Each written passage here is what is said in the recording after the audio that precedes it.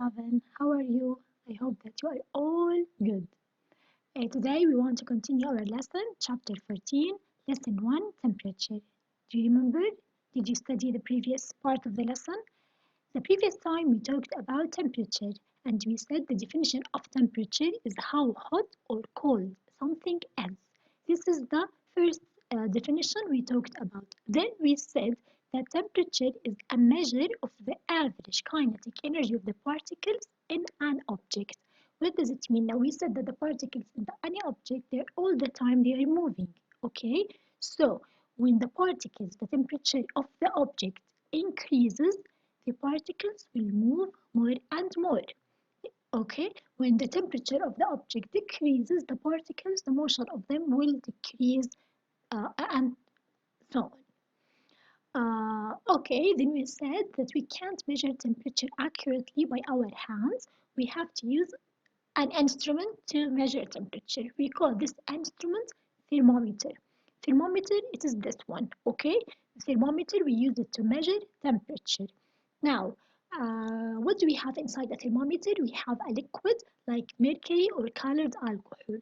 What happens to the liquid when temperature increases? The liquid expands, so you can take the reading.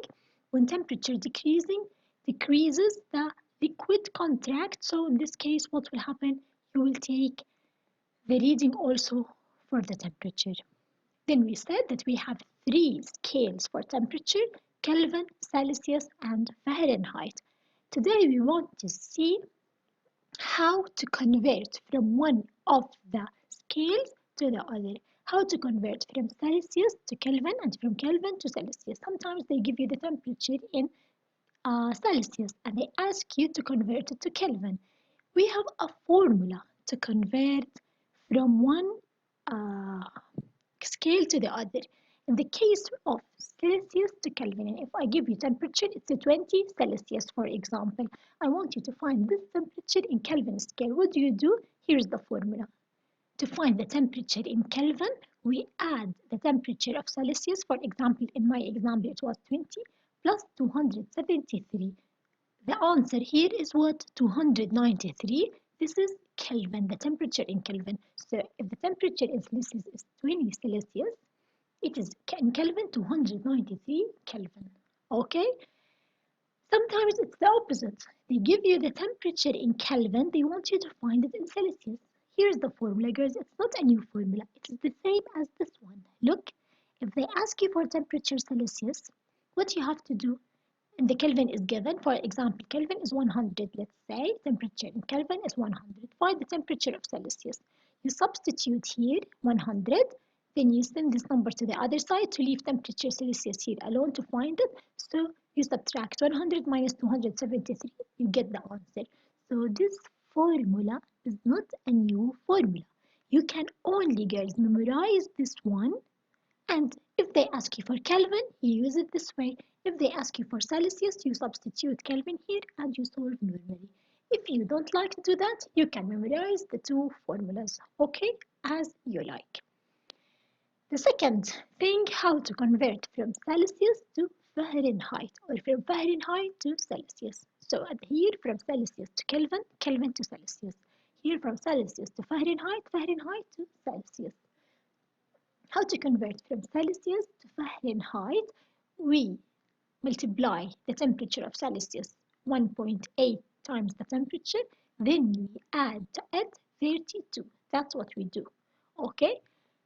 Here's the formula, girls. These formulas, you have to memorize them very well. Okay? Now, if they ask you for what? To convert from Fahrenheit to Celsius. So the Fahrenheit is given, let's say it is 25, for example, or 55 or whatever. Find the temperature in Celsius. What do? The same formula. The same formula. You substitute here, for example, 55. Then you send 32 to the other side. Then you divide by 1.8.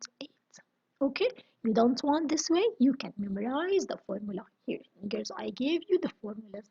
It's up to you.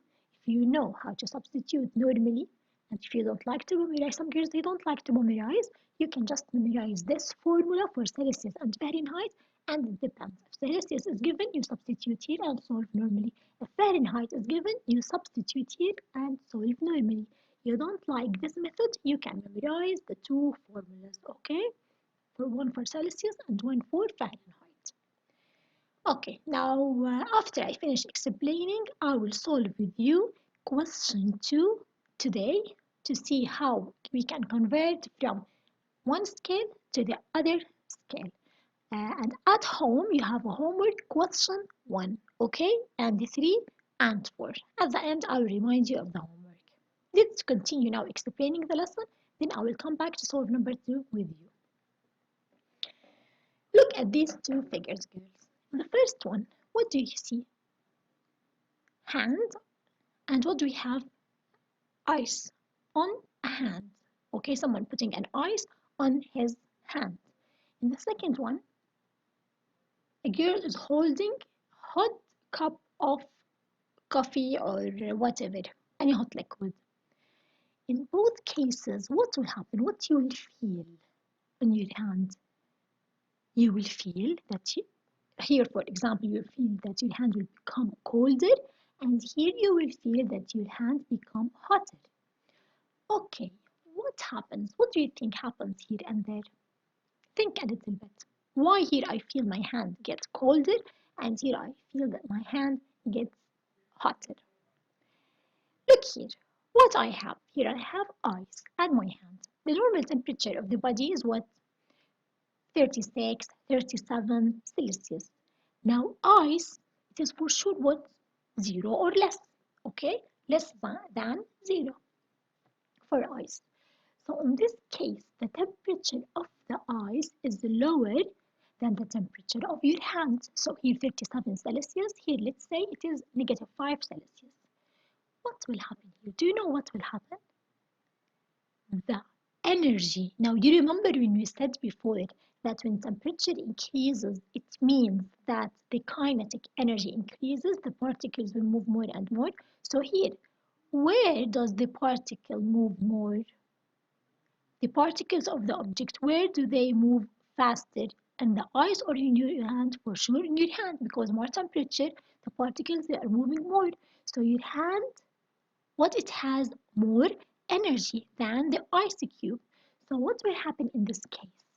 The energy will transfer from your hand to the ice. So that's why you will feel that your hand become colder. So why? Because your hand lost energy. Now the particles, they are moving faster in your hand. They will move faster. They will send some of their energy to the particles in the ice cube. They will cause the ice cube to the particles in the ice cube to move more and more. That's what happened. In this case, your hand, as we said, it's 37, for example, Celsius. This is the temperature of the normal temperature of the body. Hot liquid, what do you think? Minimum 80 Celsius, 100 Celsius, 90 Celsius, and so on. So for sure, the liquid has higher temperature than your hand. So which one has more energy? For sure, the liquid or the cup. So here, the kinetic energy or the particles, they are moving faster in the cup than in your hand. So what will happen in this case? The energy will transfer from where to where? From the cup to your hand. That's why you will feel that your hand becomes hotter because some of the energy transfer from the cup to your hand. So girls, what do you understand from here? From these two figures? What's the conclusion? You understand that heat transfer from one place to another.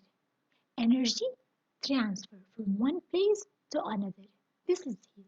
That energy transfer from one place to another. From where to where? It transfers from hot objects to cold objects. From the hotter to the colder. Always from the hotter to the colder, not the opposite. Okay? Let's read to make sure that you understand everything. When two objects that are at different temperatures are touching, for sure different temperatures, the same as the previous examples. energy will be transferred from one to the other.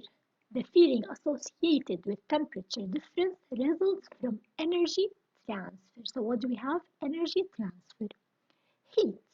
What does it mean, heat? Heat is the energy transferred between objects that are at different temperatures. This is heat. So what is the thing that transfers from here to here? Not temperature, girls. You can't say, if you say temperature, it's wrong. You can't say that temperature transferred from the hand to the ice cube or from the cup to the hand.